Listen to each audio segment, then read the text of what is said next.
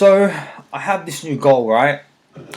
Now I have to go the first 5 minutes of every episode without swearing. So that's tough, right? Because I feel like every second word is probably a swear word for me. But because of YouTube, now apparently, if you swear within the first five minutes, your video isn't monetized and your video just kind of gets lost in the whole bunch. So just with the algorithm and everything. So obviously now because of that, I just have to go the first 5 minutes of every episode without swearing. And like I said, that's going to be tough because I'm just one of those. I just open my mouth, whatever comes out, and it's just I don't know how I'm going to do it, but we're just going to give it a go. YouTube wants us to play the game. We're going to go ahead and play the game. We want to get all these videos up there, but I feel like the last 10 that I've put out, I've probably sworn at least 6 times in the first 5 minutes. Probably sworn within the first 2 seconds. Probably the first word is a swear word, but it is what it is, man. We just got to get this. It's about creating content, man. About creating content, but YouTube wants to play that game with us, and it is what it is. But let's jump into today's episode. It is Monday, May 25th, and I know last week I was like, I'm going to stick to the Monday, Friday upload schedule, and I put one out on Thursday, but it's just tough going all those days without uploading. And, it is something that I really enjoy, so it's like I wanted to put one out earlier. I actually wanted to do one on Wednesday, but I just wanted to put one out earlier. So for this week, I mean, we're always going to do Monday. I feel like Monday is a good day, always, just to start the week off with something like this. But then that second episode throughout the week is the one that just kind of, seeing how I go at the moment. But what I'd say to you is just keep your eye out on the Instagram. Go follow the Instagram page. Obviously I posted on my page as well. But follow the Forever Better Podcast Instagram page. And yeah, you'll be up to date. Because I honestly, at this point, I'm just kind of like, I don't know. I just don't think it's going to be Friday. I feel like it's just going to be Monday upload and then Wednesday or Thursday. But like I said, follow the Instagram page or follow the podcast on whatever platform you listen to it on. And then we'll figure it out. But what's going on in the world, huh?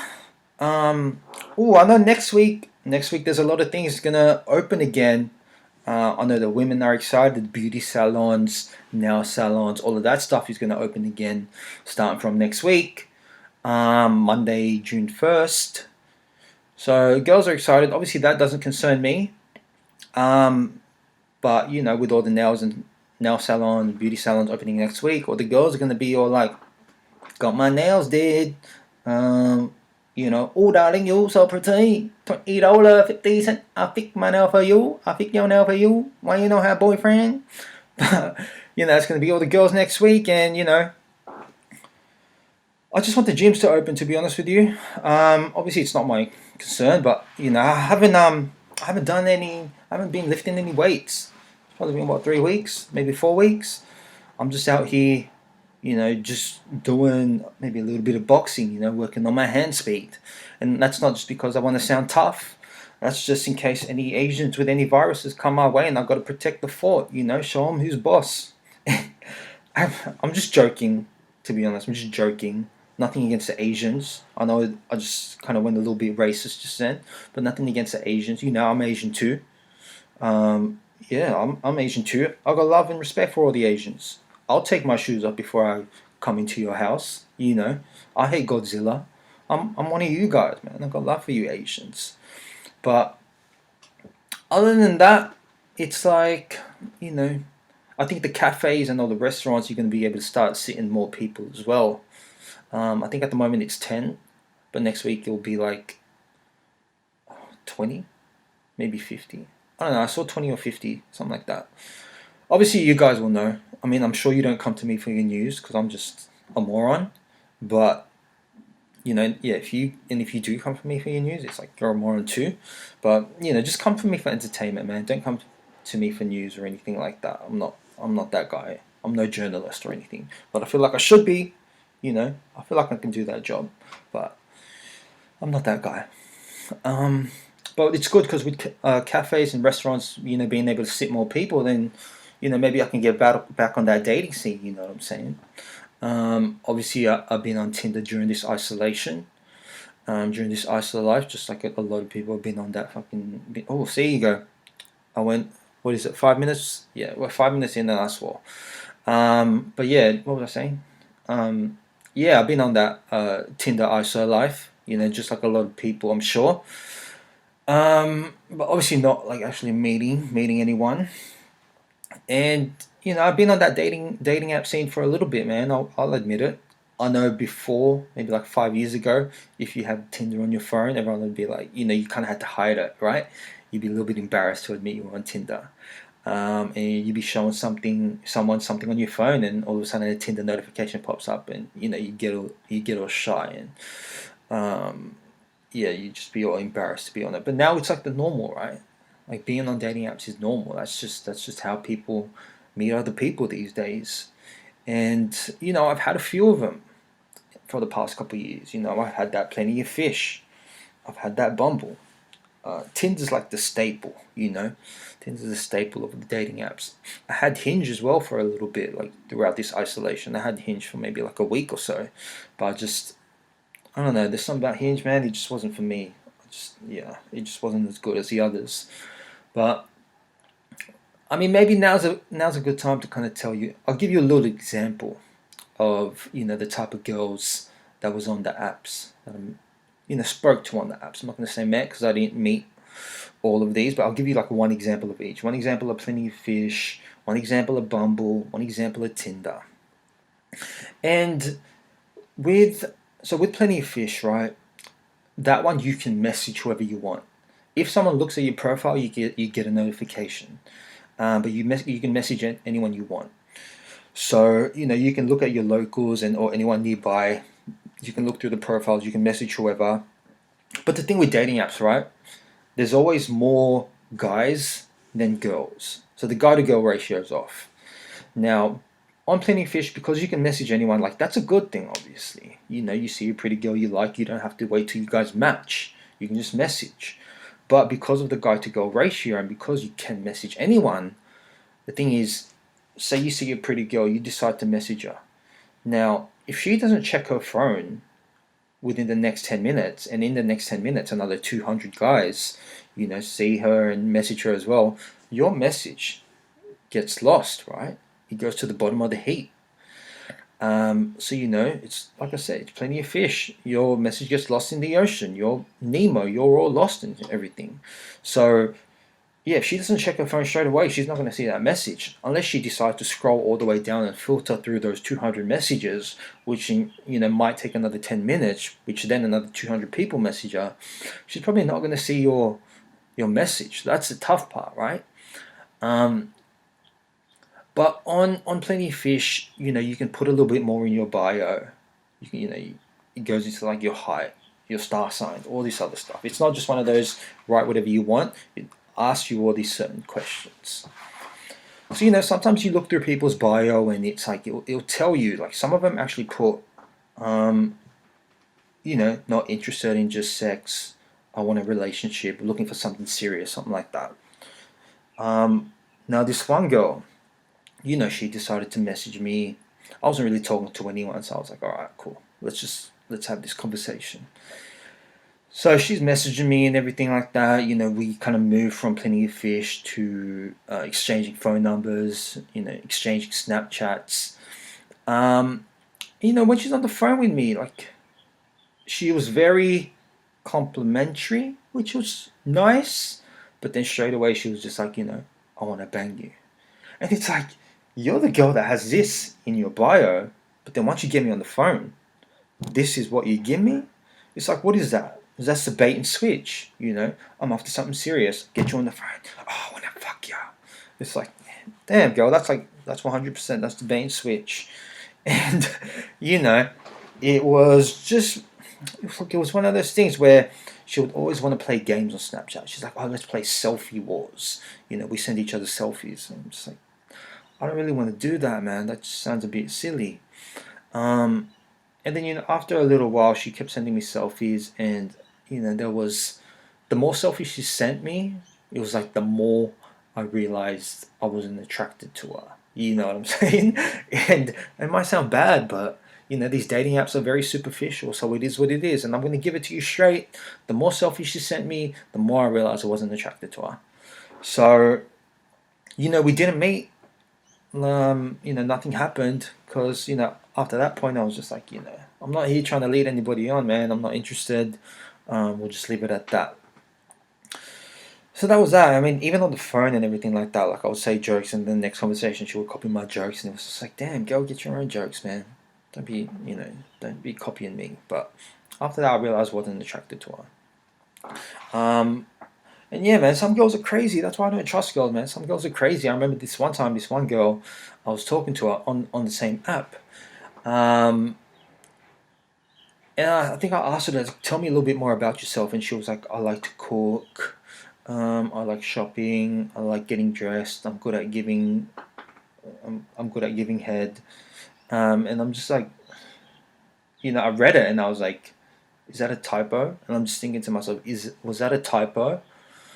Like, did she mean to say that? Because it was like all these weird things. I like cooking. I like getting dressed. I like giving head.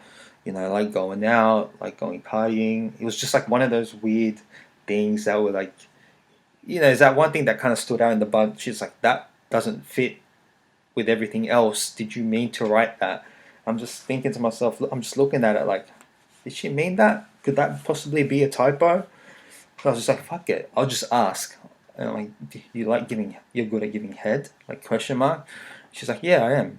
And it's just like, whatever, dude. It is what it is, man. But that's just girls for you, man. That's girls for you, man. But that's my experience on Plenty of Fish. I guess the next one we'll talk about is Bumble. So Bumble is good in the way that when you match with someone, it's up. The girl has to initiate the conversation. So the girl gets 24 hours to initiate the conversation. So I like that, because obviously when a girl initiates the conversation, it does mean that she wants to, she wants to talk to you.